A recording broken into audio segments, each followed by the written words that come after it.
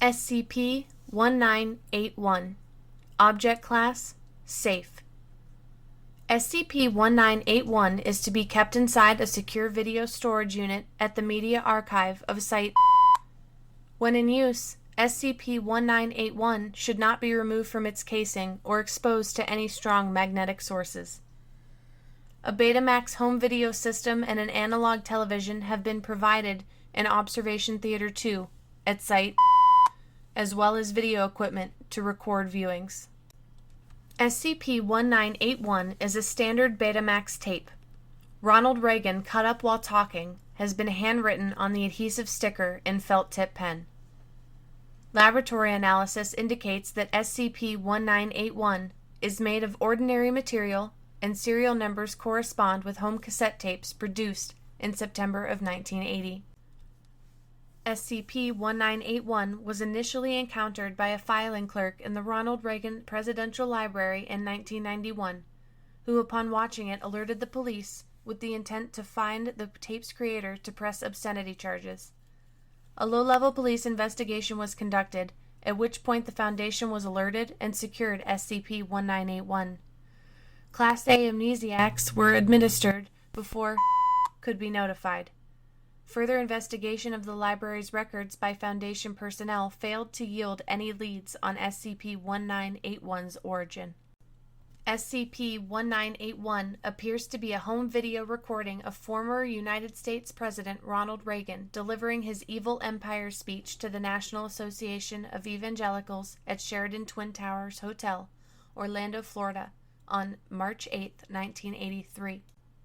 However, at 1 minute and 10 seconds, the speech begins to deviate heavily, eventually resembling no known speech ever made by Reagan. Beginning at approximately 5 minutes, multiple incisions, lacerations, and penetration wounds can be seen slowly inflicted, though no corresponding source of these wounds is visible.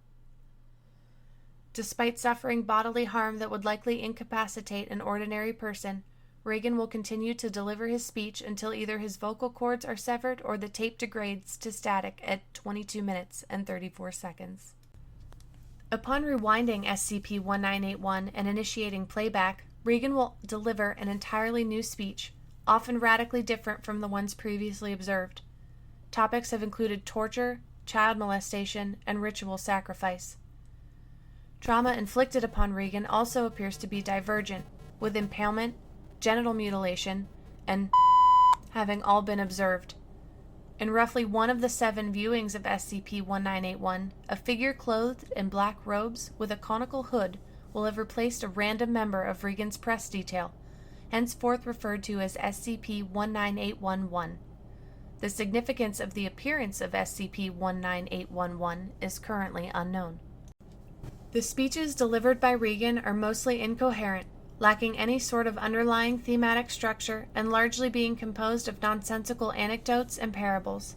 However, occasionally references are made to future events that Reagan could not have possibly known about or predicted, such as the September 11th terrorist attacks, the result of the 2008 Russian elections, and for this reason, rigorous time and effort has been devoted to recording a speech delivered on each playback.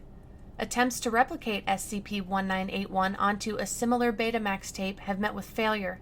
However, cameras used to record the television SCP-1981 is broadcasted on have succeeded in capturing individual playbacks.